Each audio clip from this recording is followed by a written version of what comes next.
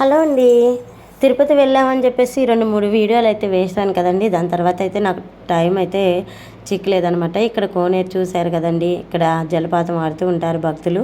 So మా vlog కనుక first time మీరు చూస్తున్నట్టయితే తప్పకుండా లైక్ చేయండి, సబ్స్క్రైబ్ చేసుకోండి. ఇంకా నేను తిరుపతిలో అయితే దారిని వెళ్తూ అదంతా చుట్టూ తిరిగే కంటే ఇంకా విండోస్ నుంచి ఇలా వీడియో అయితే షూట్ చేశానమాట. ఇదిగోండి దూరంగా చూస్తే ఇలా కనిపిస్తుంది అనమాట. మనకి ఈ నదిలో మనం మునిగిన పాపాలన్నీ పోతాయి అనమాట. పాపనాశి అంటారు చూడండి, ఆ పాపాలన్నీ పోతాయి అనమాట. సో నేను ఇట్లా అయితే ఇంక విండోలో నుంచి మొబైల్ బయటికి పెట్టి చాలా కష్టపడేది వీడియో అయితే తీశాను. వీడియో ఖచ్చితంగా నచ్చితే ఒక లైక్ చేయండి. చూడండి పైన అయితే ఎలా కనిపిస్తుందో, చాలా బాగుంది కదండి పైన ఆకాశము. సో ఇక్కడైతే ఇంకా నడుచుకుంటూ వస్తున్నానండి. వైట్ పెయింట్ వేశారు కదా, కూలింగ్ పెయింట్, దాని మీద నడుస్తున్నాను. కొంతమంది భక్తులు అయితే సిమెంట్ రోడ్డు మీద నడుస్తుంటే కాళ్ళు అయితే కాలిపోతున్నాయండి. నాకైతే ఇదిగోండి స్వామివారిని చూసి ఇంకైతే నీలాకాశం చూడండి ఎంత బాగుందో. నాకైతే స్వామివారి గుడి నేలకి, భూమికి, ఆకాశానికి మధ్యలో ఉన్నట్లు ఉందన్నమాట. సో ఇంకా తిరుపతి ప్రయాణం అయితే బాగానే జరిగిందండి. సర్వదర్శనం కూడా బాగా జరిగింది. మాకైతే 300 టికెట్ దొరకలేదు.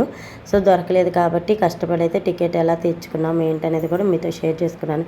ఇక్కడైతే ఇంకా అన్నదానం వెళ్ళేటప్పుడు చివరిసారిగా ఒక్కసారి స్వామివారిని భోజనం చేద్దామని చెప్పేసి నేనైతే ఇక్కడ అన్నదానానికి వచ్చాను. ఇదిగోండి ఆ రోజు అన్నదానంలో ఏమేమి పెట్టారు ఏంటనేది నేను మీతో షేర్ చేస్తున్నాను.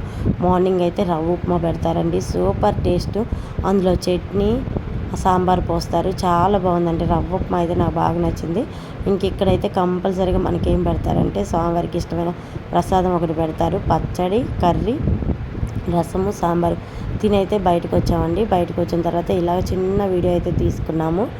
ఇక్కడైతే ఇంకా మన ప్రపంచంలో అతిపెద్ద జూ పార్కులో ఇది సెకండ్ది అని చెప్పేసి మాతో చాలామంది చెప్పారు. తిరుపతిలో జూ పార్క్ బాగుంటుందని చెప్పి ఇంకా మేమైతే జూ పార్క్కి కూడా వచ్చామండి. అడ్రస్ మొత్తం మాకు బస్సులో ఎక్కిన డ్రైవర్ అయితే చక్కగా చెప్పారనమాట. ఇంకా ఆయన చెప్పిన ప్రకారం అయితే ఆటో మాట్లాడుకొని రోడ్డు మీద దింపాడు. ఆటో మాట్లాడుకొని ఇలా జూ పార్క్ అయితే వెళ్ళాము. బ్యాగులు అయితే, లగేజీలు అక్కడ మనం పెట్టాలి కదండి, వాళ్ళకి అప్పచెప్పాలి. లగేజీలతో లోపలికి వెళ్ళకూడదు, అందుకే లగేజీలు అయితే ఇక్కడ పెట్టామన్నమాట. ఒక్కొక్క లగేజ్కి ఎంత ఏంటనేది ఇక్కడ కాస్ట్ కూడా రాశారు. అక్కడ చూడండి 10 రూపీస్ అనమాట. 1 బ్యాగ్కి 10 రూపీస్. ఇక్కడ 2 బ్యాగులు ఇచ్చాం కదా, 2 బ్యాగులకి 20 రూపాయలు.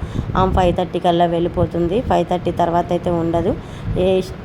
లాస్ట్కి మనం 5:30 కల్లా చూసుకొని బయటికి రాకపోతే ఏమైతే వెళ్ళిపోతుందండి. జూ పార్క్ అయితే 6 దాకా ఉంటుంది. ఇక్కడైతే చిన్నపిల్లలు ఆడుకోవడానికి కొన్ని టాయ్స్ అయితే బయట పెట్టారనమాట. సో ఎక్కువ పిల్లలు ఇంట్రెస్ట్గా యానిమల్స్ చూడటానికి ఇంట్రెస్ట్ చూపిస్తారు, కానీ ఈ బయట ఆడుకోవడానికి ఇంట్రెస్ట్ చూపారు కదా. ఇక్కడైతే చూడండి ఇంకా శిలలు అయితే ఎలా పెట్టారో భలే కట్టారండి జూ పార్కు. ఈ జూ పార్క్ కట్టడానికి ఎన్నాళ్ళు టైం పట్టిందో నాకైతే తెలియదు కదండి. చాలా బాగుందండి జూ పార్క్ అయితే. లోపల యానిమల్స్ అన్నీ ఉన్నాయన్నమాట, లేని యానిమల్ అంటే లేదు. అవి కూడా నేను మీకు ఈ వీడియోలో కాకుండా నెక్స్ట్ వీడియోలో పోస్ట్ చేస్తాను. ఈ వీడియోలో జస్ట్ జూ పార్క్ బయట లోపల ఎలా ఉంటుంది అని చెప్పేసి నేను మీకు జస్ట్ చూపిస్తున్నాను అనమాట. ఇక్కడైతే టికెట్ కౌంటర్ అనమాట. చూడండి టికెట్ కౌంటర్ని ఎలా రూపుదిద్దారో చాలా బాగుంది కదా. ఇగోండి పిల్లలు ఆడుకునే అయితే బయట ఇవే కొన్నే ఉన్నాయి. ఆ కొన్ని అయితే ఛార్జెస్ అయితే వేస్తుంది. రోడ్డు మీద అండి ఇలా జూ పార్క్ ఉంటుంది. మనకి రోడ్డు ఇలా వెహికల్స్ అన్నీ తిరుగుతూ ఉంటాయి. ఇటు పక్క అయితే జూ పార్క్ ఉంటుంది అనమాట. మనకి జూ పార్కు తిరుపతి దర్శనం అయిపోయినాక వచ్చే దారిలో కాబట్టి మీరు ఖచ్చితంగా ఇక్కడ దిగి ఇక్కడ జూ పార్క్ని అయితే చూడొచ్చు.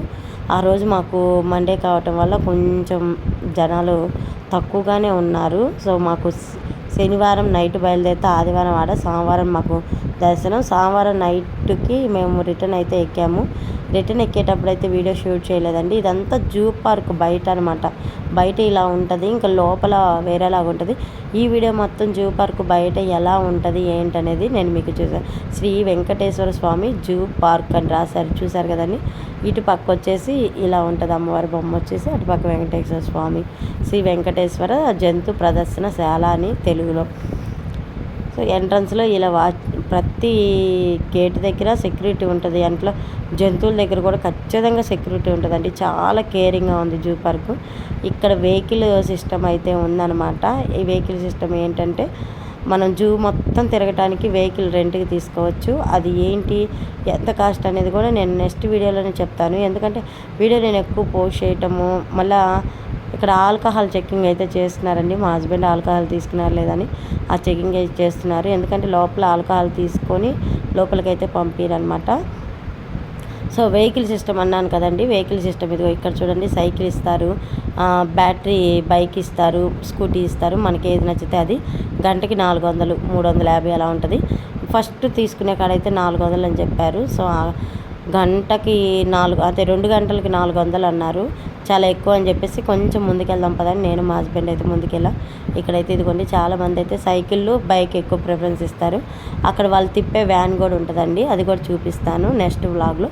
సో ఇదండి, మేము జూ పార్క్ ఎంటర్ అయిన తర్వాత బైక్ సిస్టంలో ఏంటి, సైకిల్ సిస్టమ్ ఏంటి అనేది నేను మీకు చూపించాను కదా. నెక్స్ట్ వీడియోలో నెక్స్ట్ జూ పార్క్ మొత్తం చూపిస్తాను. వీడియో నచ్చితే లైక్ చేయండి, సబ్స్క్రైబ్ చేయండి.